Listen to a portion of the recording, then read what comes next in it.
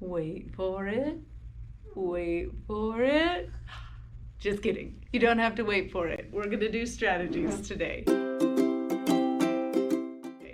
Hi, I'm BRIGID SHAMBURG, and I am a speech-language pathologist and owner of One of a Kind Children's Therapy in Carlsbad, California. The last video we talked about was how your children integrate all the senses around them through their central nervous system. And today, we are going to take all that information and add strategies to it so that it makes it more usable in your everyday life. If you haven't watched that video, you might want to go back and watch it, because what we're going to talk about today is going to make a whole lot more sense if you do that. And be sure to go ahead and subscribe so that you get our next videos when they come out, because they're going to be using all of the strategies that we talk about today. So before we start jumping into the strategies for engaging our kids, we're going to do a little tiny bit of review of the last video and how our kids take in the sensory information. So you've got your kids who are over responsive to sound, so that means they might avoid or vision or movement, so they might avoid those things. Or you've got your kids who are under responsive, who either it's going to take a lot more time or they might be really seeking out some of those things. So your kids who are under responsive to stimuli, those kids might do repetitive play with the same toys over and over again, like I was kind of talking about with the lining up of colors or spinning wheels, or listening to sounds over and over again. So if you take those toys away, like you, the parent, wants to go and teach them something else, so you're going to take that toy away from them or whatever they might be interested in, what do you think is going to happen when you do that? Right. So what we're going to talk about today is adding a few strategies so that we can include their sensory preferences, but also really get that engagement going. All right, the strategies we're going to talk about today: watch, listen, and wait. That's the biggest. Then we're going to talk about positioning, being face-to-face with your kids so they can see you. Then we're going to talk about following their lead, seeing what is interesting to them.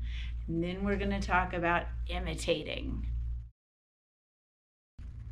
Okay, so I'd like to introduce you to a friend that I play with. She's very under-responsive to sensory stimuli that's coming in. What I do know about her, because I have watched and listened, is she loves small things, small tactile things to hold. So she loves to scoop, she loves to see things fall down. What else is that? That's also visual stimuli. So I know that she likes to touch, she's seeking this out. I also know that she likes to look at things, okay? So I have set this up because I know she likes these kinds of things. So now we've talked about watching and listening. Now we're going to talk about positioning. So if I'm big and tall up here and my friend is this tall, is it going to be easy for her to look at me? Not really. So I'm going to make it easy on her, because that's such a huge goal for us. I should make that a huge strategy. Make it easier on the kid. So I'm going to come down here so that it's a lot easier for her. So now she doesn't have to look up at me. She just slides that gaze right down at me. Speaking of slides, we're going to talk about that another time, but that's why I love slides. I can sit at the bottom of a slide and that eye gaze just goes right down. Okay, back on track.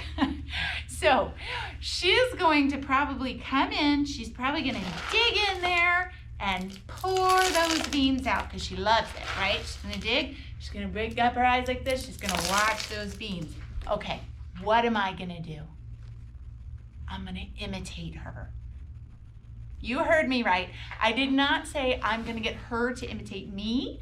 I am going to imitate her. Again, I'm going to make it easier on her. Okay, so she scoops, she pours, she smiles.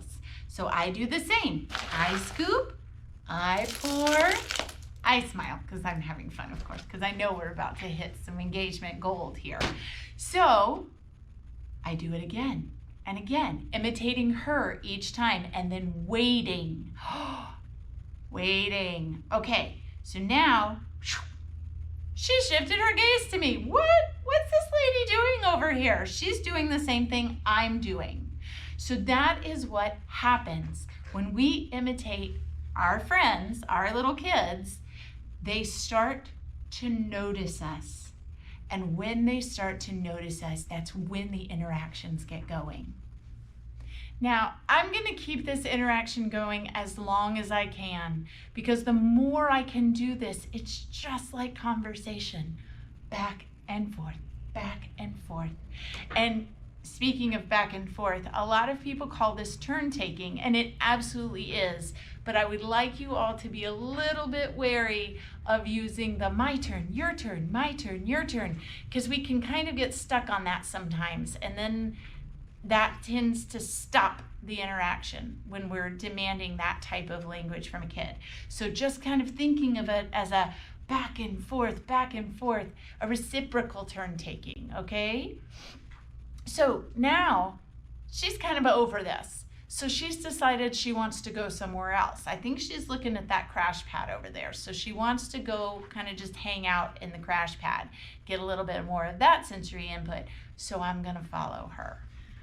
Okay, so I followed her to the crash pad, and I see that she's rocking like this. I'm listening, nothing yet, but she's rocking. I have a song for that. So I put my hands out so she can grab them, and then we move back and forth. Row, row, row your boat gently down the stream. If you see a crocodile, don't forget to. Okay, so what have I done? So let's get back to our song, right? So now we've established the routine of the song. The song does much of the work for you, right? But now we get to use the big W word, wait. Row, row, row your boat. There's a natural pause in that song, right? So I'm gonna wait, and I'm gonna let her have the opportunity to ask me for more. Oh, she tugged on my hands. More. Gently down the stream. She did it again. If you see a crocodile. She pulled my hands again, and she looked at me. Don't forget to scream.